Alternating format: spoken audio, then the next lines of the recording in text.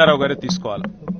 ఎందుకంటే ఇది మొదటి హత్య కాదు కొల్లాపూర్లో. ఈ ప్రభుత్వం వచ్చినాక పేరుకేమో ప్రజాపాలన, కానీ చేస్తున్నది ప్రతీకార పాలన. ప్రతీకారంతో రగిలిపోతూ ఎన్నికల్లో తనకు వత్తాసు ఎవరెవరు పలకలేదో వారి మీద ప్రతీకారం తీల్చుకునే దిక్కుమాలిన పాలన ఇది కాంగ్రెస్ పాలన. ఇవాళ ఈ దారుణమైన హత్యకు ప్రధానంగా బాధ్యత తీసుకోవాల్సింది ప్రభుత్వమే.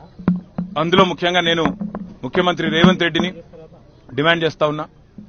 ఈ మంత్రి కొల్లాపూర్లో మన తెలంగాణలో ఎక్కడా లేని ఫ్యాక్షన్ సంస్కృతిని ఇక్కడ తెచ్చి జనవరిలో మల్లేష్ యాదవ్ మృతికి కారణమైనారు. మరి ఈరోజు శ్రీధర్ రెడ్డి గారి మృతికి కూడా కారణమైనారు. ఒకటే నియోజకవర్గంలో 4 నెలల వ్యవధిలో 2 హత్యలు జరిగినాయంటే మరి మంత్రి గారి ప్రోద్బలం లేకుండా, మంత్రి గారి ప్రమేయం లేకుండా ఆయన అనుచరులు ఇంత దారుణాలకు తెగబడరు. ముందుగా రేవంత్ రెడ్డికి నిజంగానే చిత్తశుద్ధి ఉంటే శ్రీధర్ రెడ్డి హత్య విషయంలో ముందుగా మంత్రి గారిని బర్తరఫ్ చేసి తన చిత్తశుద్ధిని చాటుకోవాలి. నెంబర్ 1. రెండవది, మాకు ఈ రాష్ట్రంలో ముఖ్యంగా స్థానికంగా ఉండే పోలీస్ వ్యవస్థ మీద మాకు నమ్మకం లేదు. ఖచ్చితంగా అయితే ఒక స్పెషల్ ఇన్వెస్టిగేషన్ టీం వేసి ఎంక్వైరీ చేయడమా, లేదా ఒక వరుస హత్యల మీద ఒక జ్యుడిషియల్ ఎంక్వైరీకి కాల్ చేయడమా, ఈ రకంగానన్నా ప్రభుత్వం తన చిత్తశుద్ది చాటుకోవాలి. ఒకవేళ నిజంగానే ఇందులో ప్రభుత్వ పాత్ర లేకపోతే, మంత్రి పాత్ర లేకపోతే నిష్పక్షపాతంగా విచారణ జరగడానికి సహకరించాలి.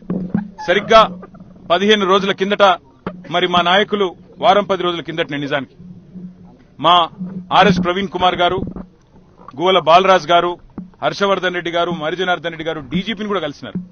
కలిసి ఈ ప్రాంతంలో కొత్తగా ఒక హింసాయుతమైన సంస్కృతి కొత్తగా కనబడతా ఉన్నది. గ్రామీణ ప్రాంతాల్లో దాడులకు తెగబడుతున్నారు, చెలరేగిపోతున్నారు, పోలీసులు ప్రేక్షక పాత్ర వహిస్తున్నారు. అవసరమైతే క్యాంపులు పెట్టండి, పికెట్లు పెట్టండి. మీరు దయచేసి ఈ ప్రాంతాన్ని కల్లోలిత ప్రాంతంగా అవసరమైతే ప్రకటించి మరి ఎలాంటి కక్షలు కార్పణ్యాలు లేకుండా చూసుకోండి అని చెప్పి ఒక డీటెయిల్డ్ పిటిషన్ కూడా మేము ఇవ్వడం జరిగింది. కానీ ప్రేక్షకుల మాదిరిగా పోలీసులు ఈరోజు ఉదయం 5:30కు ఫోన్ చేస్తే 10 నిమిషాల్లో వచ్చేదానికి గంటన్నర తర్వాత వచ్చి ఈరోజు ప్రేక్షక పాత్ర పోషిస్తున్నది పోలీస్ యంత్రాంగం. ముందుగా ఇక్కడ ఎస్ఐని సస్పెండ్ చేయాలా, బాధ్యులైన పోలీస్ అధికారుల మీద కూడా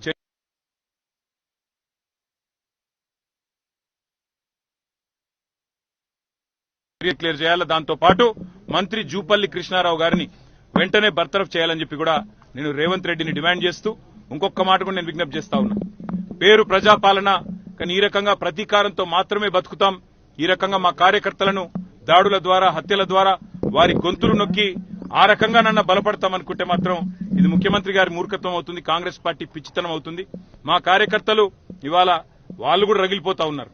కానీ మేము కూడా వారికి చెప్తా ఉన్నాం, ఇది పూర్తి వివరాలు తెలియనియండి ఏం జరిగిందో అని చెప్తా ఉన్నాము.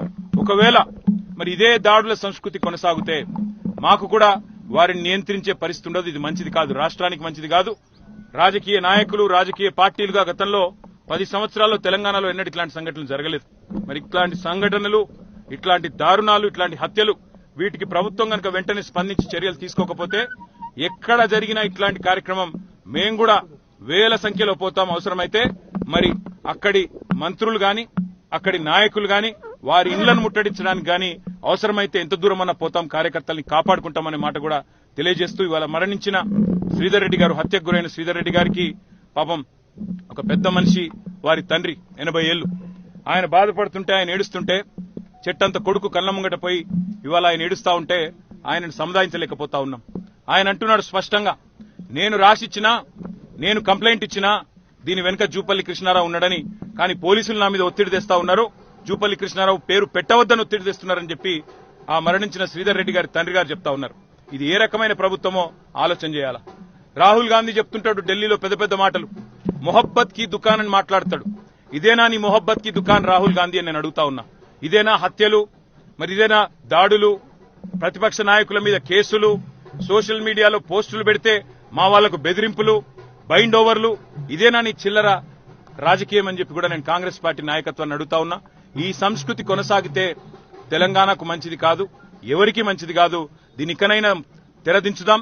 ఇక లేదు అంటే మాకు కూడా ఓపిక నశిస్తే ఏం జరుగుతుందో దానికి బాధ్యత రేవంత్ రెడ్డి, కాంగ్రెస్ ప్రభుత్వమే తీసుకోవాలని చెప్పి కూడా హెచ్చరిస్తూ ఆ కుటుంబానికి పూర్తి అండగా మేముంటాం. శ్రీధర్ రెడ్డి గారి కుటుంబానికి, ఈ గ్రామానికి, లక్ష్మీపల్లి గ్రామానికి కూడా పూర్తి అండగా ఉంటాం. ఏ రకమైన ఇబ్బంది ఆ కుటుంబానికి ఉన్న ఒక సోదరుడిగా వారి కుటుంబానికి అండగా నిలబడతామని చెప్పి కూడా తెలియజేస్తూ మరి వారి ఆత్మకు శాంతి చేకూరాలని వారి కుటుంబం ఈ బాధాకర సమయంలో మనోనిబ్బరంతో ఉండాలని చెప్పి కూడా ఆ భగవంతుని నేను ప్రార్థిస్తాను. For more videos, subscribe to BCN channel. గంట మర్చిపోకండి, కొట్టేసేయండి. Please subscribe BCN channel. Please subscribe BCN channel. ఇందులో మీకు కావాల్సిన అన్ని రకాల హంగులు ఉంటాయి. Hi, this is MM Sri Lanka. Please subscribe to BCN channel.